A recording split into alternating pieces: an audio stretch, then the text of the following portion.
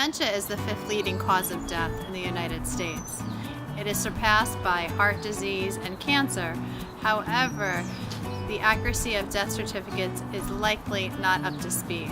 It likely may surpass some of the 1 through 4 causes. We don't have a cure for it. We're not quite there yet. Some of the drugs that we're looking at now will be through the phase trials in 2025. Dementia is actually impairment in the activities of daily living due to memory, executive functioning, problems with visual spatial skill that interfere with the patient's ability to perform their activities of daily living.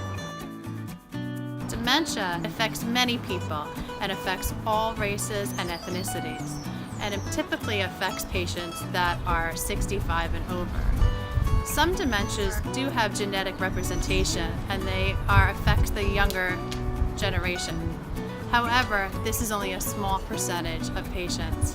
Garden variety Alzheimer's disease can be associated with some genetic risk factors, such as the apolipoprotein ApoE gene.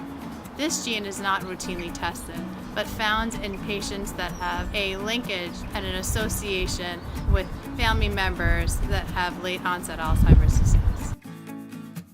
Some risk factors for Alzheimer's disease include a family history of head trauma, hypertension, high cholesterol, age of course being the number one risk factor.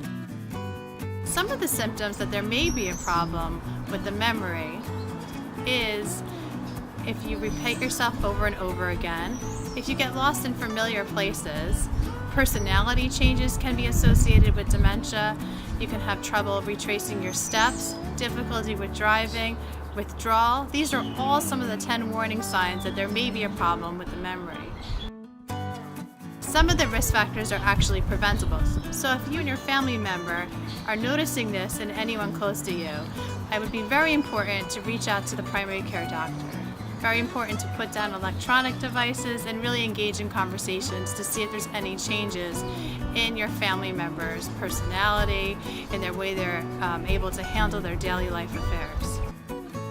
There is no disease-modifying treatment for Alzheimer's disease. Some of the treatments that are available are based on the risk factors.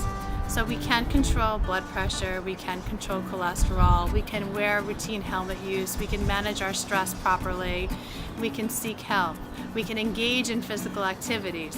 That's some of the best treatments. So despite not having a big cure for Alzheimer's disease, there are things that we can do.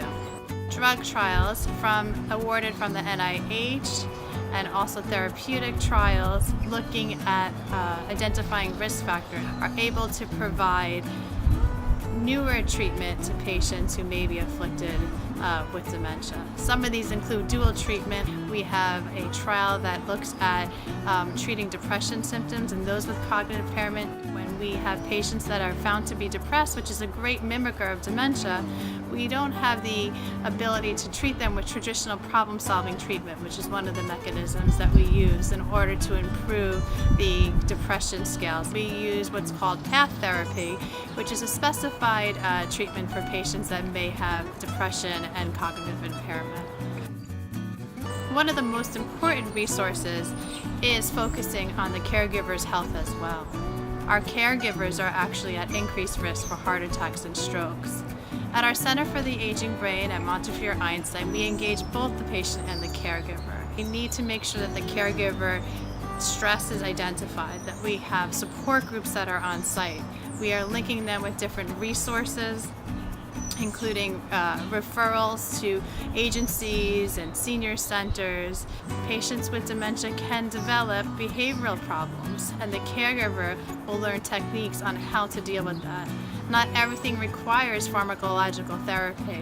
We can do one-on-one treatment to really engage the caregiver in providing specific treatment for that patient. So despite not having a cure, we want to make sure that when patients engage at our Center for Excellence, that they now have found a family that has state-of-the-art resources for clinical trials, education for the caregiver, education on prevention, links to be aware of new symptoms. Most importantly, what we do is we want patients not to be isolated. We want their caregivers not to be isolated. Isolation leads to depression, which may make dementia look worse.